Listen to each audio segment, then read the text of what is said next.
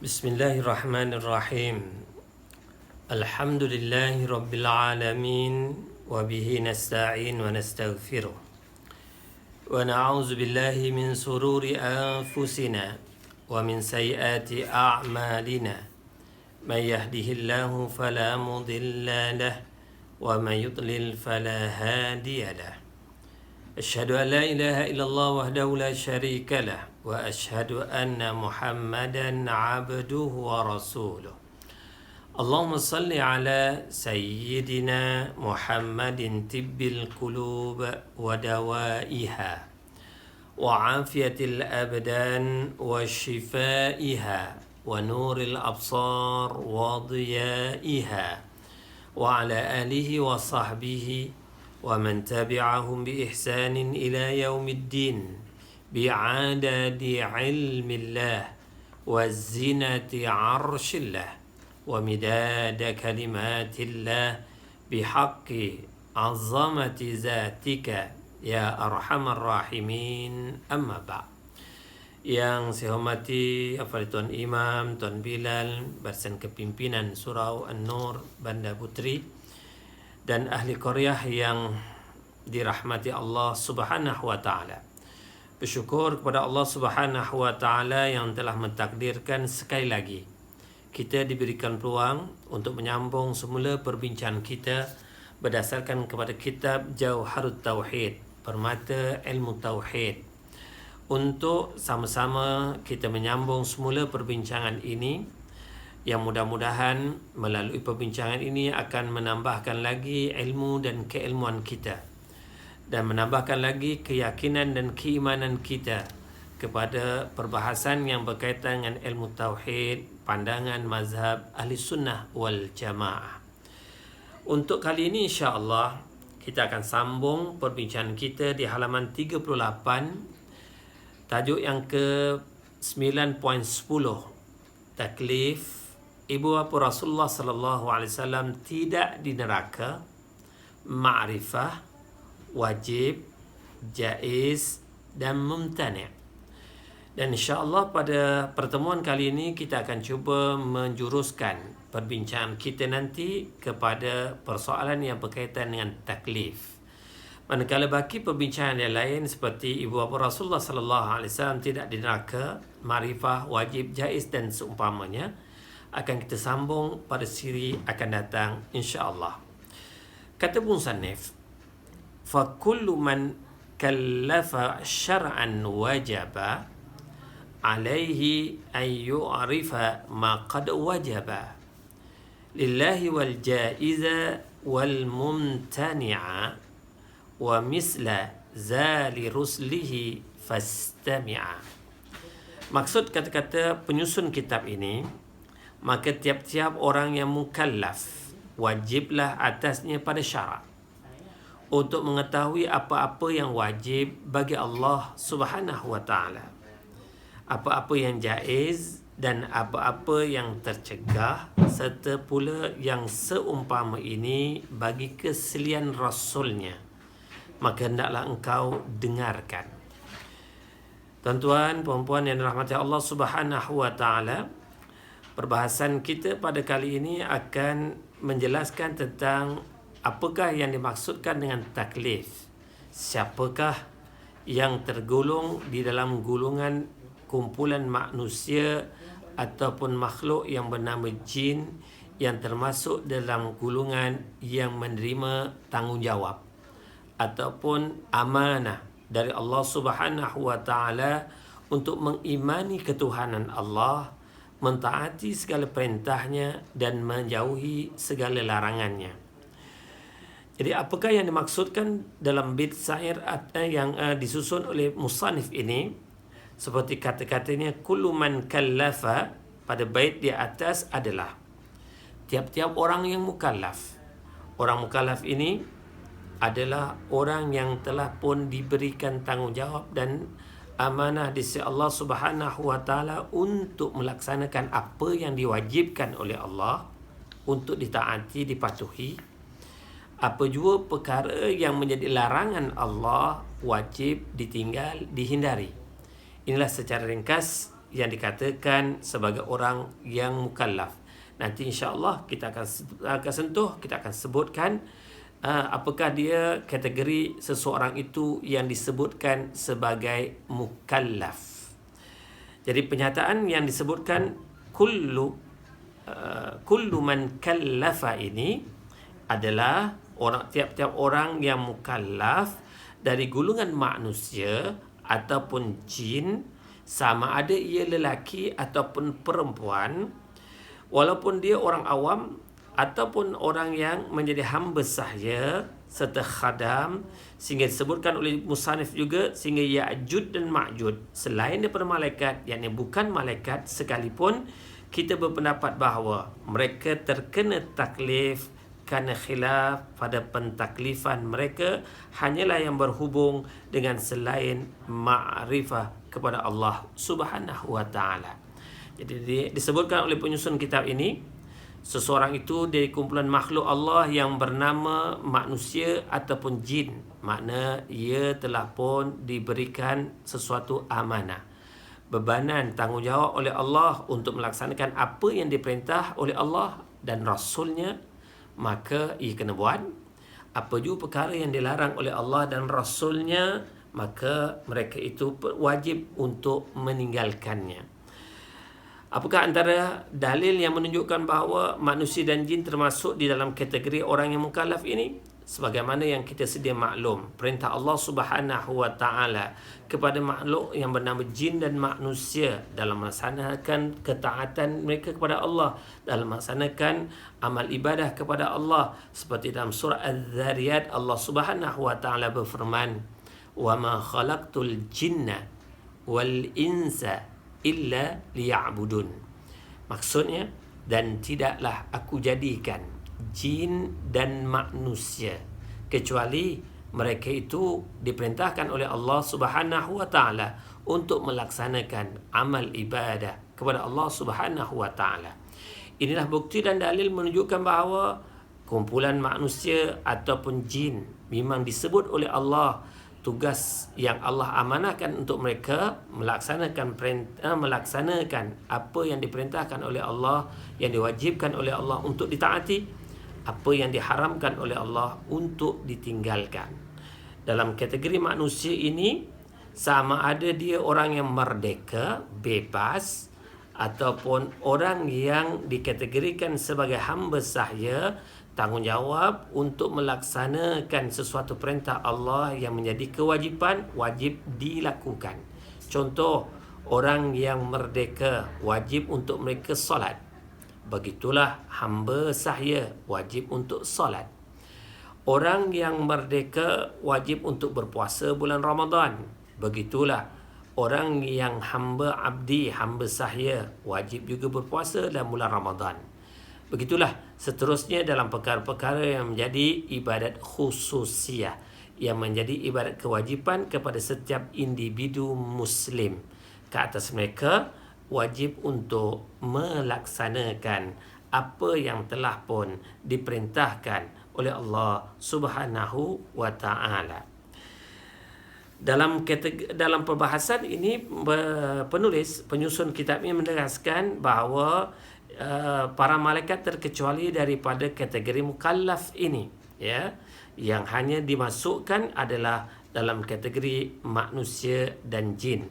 Walaupun kita tahu bahawa para malaikat makhluk yang sangat mentaati segala yang diperintahkan oleh Allah Subhanahu wa taala, maka apa yang Allah perintahkan kepada mereka, mereka sentiasa mentaati segala apa yang telah pun ditetapkan oleh Allah Subhanahu wa taala.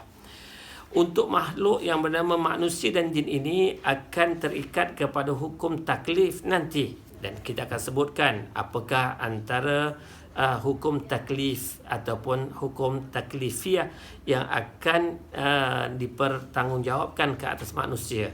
Ada hukum wajib, ada hukum haram, ada hukum sunat, ada hukum makruh, ada hukum harus ataupun mubah. Jadi inilah yang dikatakan mereka di kalangan manusia dan jin, di atas mereka ada memiliki tanggungjawab hukum taklifi ke atas mereka, sama ada mereka itu wajib untuk menunaikan apa yang termasuk dalam hukum wajib untuk dilaksanakan, atau meninggalkan sesuatu yang diharapkan, atau mereka itu termasuk orang-orang yang digalakkan menambahkan amalan-amalan yang sunat. Di samping itu juga mereka sangat-sangat digalakkan untuk menjauhi perkara-perkara yang dibenci, yakni perkara-perkara yang dikategorikan sebagai makruh, maupun untuk melakukan sesuatu perkara yang dikategorikan sebagai mubah ataupun harus. Seterusnya, dalam penjelasan oleh penyusun kitab ini lagi, maka tidaklah ada pada mereka yang jahil dengan sifat-sifat Allah Ta'ala sebagaimana pada manusia dan jin.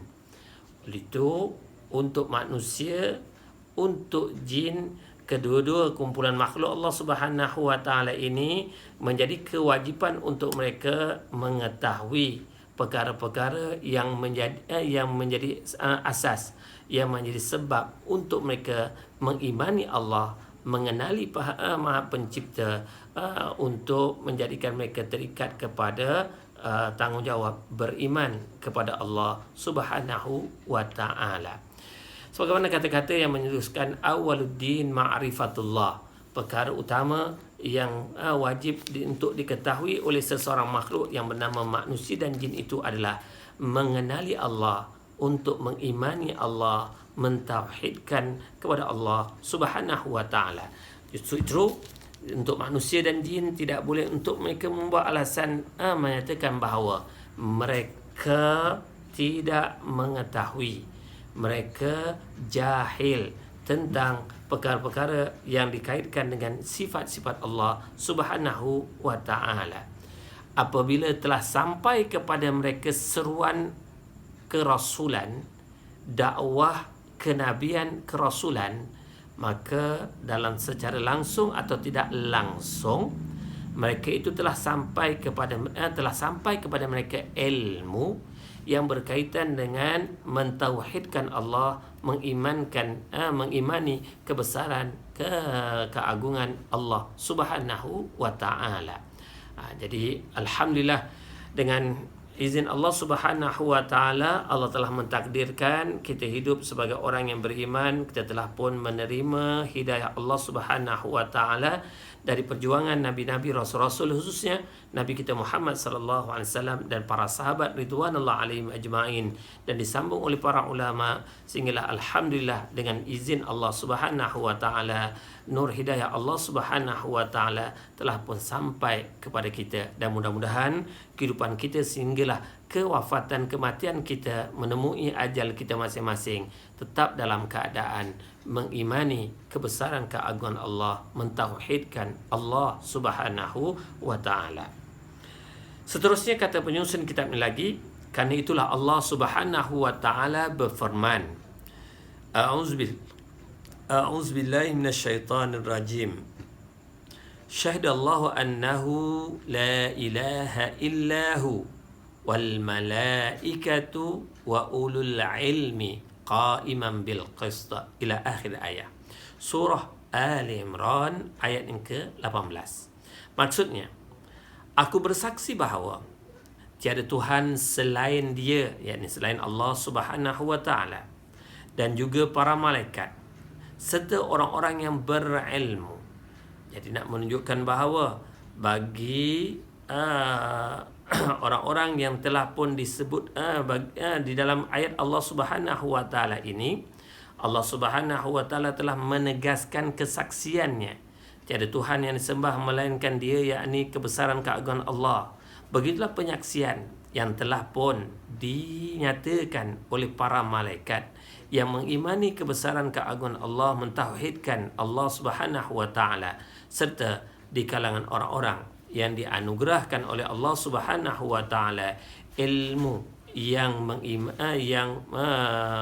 membawa kepada mereka ketauhidan, keyakinan, keimanan, ketaatan kepada Allah Subhanahu wa Ta'ala. Pada ayat tersebut, kata penyusun kitab ini lagi, malaikat disebut secara mutlak sementara manusia pula disebut hanyalah di kalangan orang-orang yang berilmu.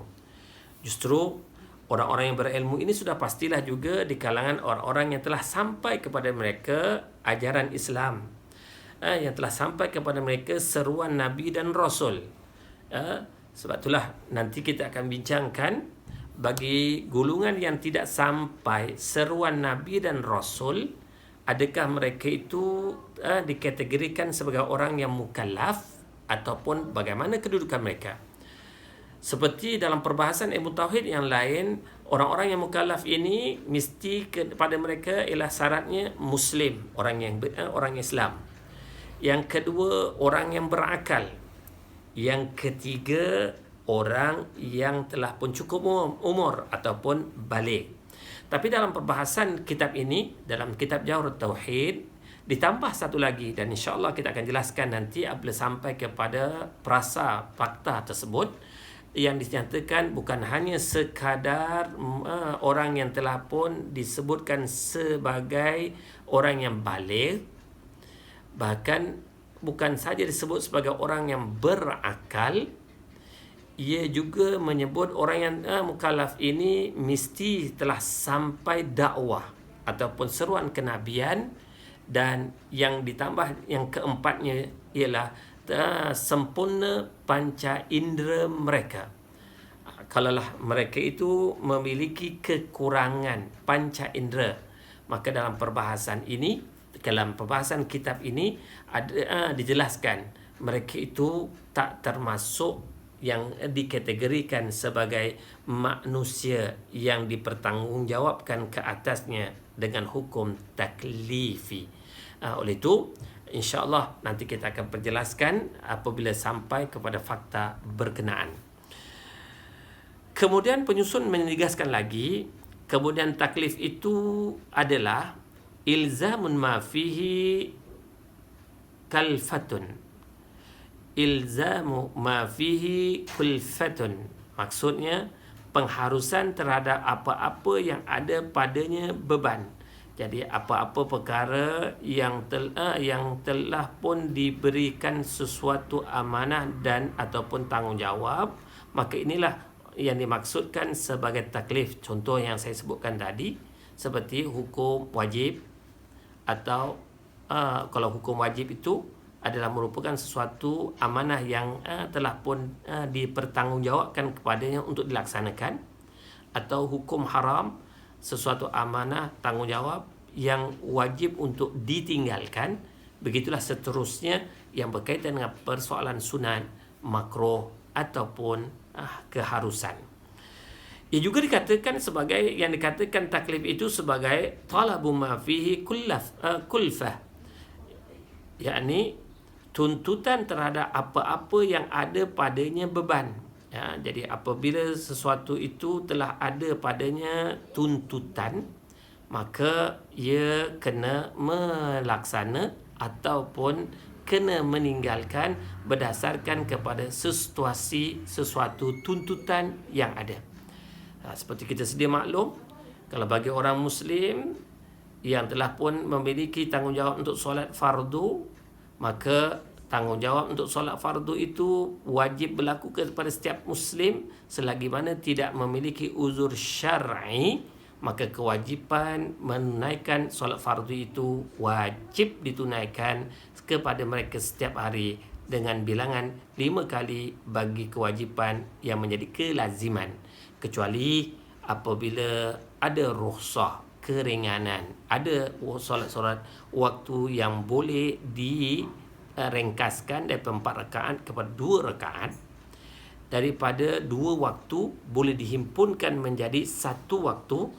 Yang ini termasuk dalam perbahasan yang dikatakan sebagai rukhsah dalam perbahasan amal ibadat kepada setiap individu Muslim yang diwajibkan oleh Allah untuk menunaikan sesuatu tanggungjawab tadi, namun ia tertakluk kepada bagaimana situasi yang sedang ia alami.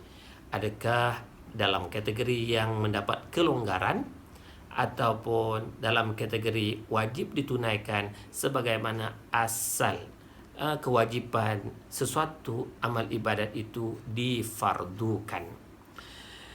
Seterusnya, kata musannif atau penyusun kitab ini lagi, menurut takrifan pertama, dan dialah yang kuat, menjadi taklif itu terbatas pada wajib dan haram saja, bukan pada sunat, makruh dan mubah, kerana tidak ada pengharusan pada ketiganya. Jadi kalau taklif ini dikatakan berdasarkan kepada takrifan yang pertama, yang dikatakan ilzamu ma fihi kulfah, maknanya pengharusan terhadap apa-apa yang ada padanya beban. Maka kata musannif, kalau berdasarkan kepada takrifan ini, kewajipan kepada seseorang individu, sama ada manusia ataupun jin, untuk mereka hanya ada dua pilihan dalam menerima sesuatu amanah ataupun tanggungjawab itu, sama ada untuk melakukannya sebagai satu yang fardu atau diwajibkan, atau untuk meninggalkannya sebagai sesuatu yang ditegah atau diharamkan. Manakala dalam kategori sunat, makruh ataupun harus ataupun mubah itu, ia tak termasuk dalam takrifan yang pertama ini. Ini yang dikatakan oleh penyusun kitab ini, kalau nak gunakan takrif yang pertama, inilah dimaksudkan. Namun ia masih lagi dalam perbahasan apakah yang dikatakan taklif itu, ya, yakni sesuatu yang dipertanggungjawabkan ke atas seseorang, sama ada untuk melakukannya atau meninggalkannya. Manakala kalau kita menggunakan takrif yang kedua yang disebutkan sebagai talabu ma fihi kulfah, ya, maksudnya tuntutan terhadap apa-apa yang ada padanya beban, maka kata penyusun kitab ini, jadilah taklif itu mencakupi pada apa-apa yang selain mubah, kerana tidak ada tuntutan padanya. Dengan demikian, mubah itu bukanlah taklif menurut dua takrif di atas. Jadi nak menunjukkan bahawa dalam perbahasan ini, kalaulah menggunakan takrifan yang kedua dalam hukum taklif itu, di dalamnya ada 4 lah. Satu yang dikatakan wajib, yang keduanya haram, yang ketiganya sunat, yang keempatnya makruh. Manakala mubah disebutkan oleh penyusun ataupun musannif tidak termasuk dalam kategori taklif, mengikut kedua-dua takrif yang telah pun disebutkan oleh penyusun kitab ini, ya. Jadi bezanya, kalau menggunakan takrif yang pertama sebagai pengharusan terhadap apa-apa yang ada padanya beban, di situ hanya ada dua saja hukum yang berlaku. Satu wajib untuk dibuat, keduanya haram untuk ditinggalkan. Kalau menggunakan takrif yang kedua sebagai tuntutan terhadap apa-apa yang ada padanya beban, di sana ada 4 yang disebutkan sebagai wajib, haram, sunat dan makruh. Manakala mubah disebutkan sebagai tak termasuk dalam kategori takrifan kepada taklif berkenaan. Kalau dikatakan bagaimana boleh terjadi seperti ini, sedangkan ada perkataan ulama menyebutkan bahawa hukum-hukum syarak itu ada 10. Mengikut pandangan dia di kalangan para ulama dalam membahaskan hukum yang mesti diketahui oleh setiap seseorang individu itu, dia ada 10 yang dikategorikan dalam 2 bahagian yang utama. Yang pertamanya sebagai hukum wada'iyah dan yang keduanya sebagai hukum taklifiyah. Jadi dalam perbahasan hukum wada'iyah dan hukum taklifiyah ini memerlukan penjelasan yang panjang lebar lagi. Jadi insya-Allah jika diizinkan oleh Allah Subhanahu wa taala, kita akan sambung perbincangan kita berkaitan dengan hukum wada'iyah dan hukum taklifiyah dalam siri kita yang ke depan. yang akan datang, insya-Allah. Mudah-mudahan sedikit perbahasan kita dalam membahaskan mukadimah perbahasan berkaitan dengan taklif ini dapat memberi sedikit pencerahan untuk memberikan penjelasan tentang tanggungjawab kita sebagai seorang individu Islam. Sekurang-kurangnya kita kena ketahui dalam diri kita ada dua pilihan yang wajib kena dilaksanakan, yang haram wajib ditinggalkan, untuk menjadikan diri kita ini benar-benar seorang insan yang telah pun memiliki tanggungjawab yang telah difardukan oleh Allah untuk dilaksanakan atau yang ditegak oleh Allah untuk ditinggalkan. Manakala yang sunat dan makruh itu adalah sebagai satu yang merupakan penambahan dalam amal ibadat kita untuk meningkatkan lagi keimanan ketakwaan kita kepada Allah Subhanahu wa taala. Mudah-mudahan Allah merahmati pertemuan ini dan Allah memberkati perbincangan kita. Aku lihaza wa astaghfirullah li wa lakum wa lisa'il muslimin wal muslimat innahu wal ghafur rahim. Allah ja'alna minal ladzina yastami'una al-qawla fayattabi'una ahsana. Allahumma arinal haqqa haqqan warzuqna ittiba'ah وأرنا الباطل باطلا وارزقنا اجتنابه يا مقلب القلوب ثبت قلوبنا على دينك وطاعتك وصلى الله على سيدنا محمد وعلى آله وصحبه وبارك وسلم والحمد لله رب العالمين وبالله التوفيق والهداية والسلام عليكم ورحمة الله وبركاته.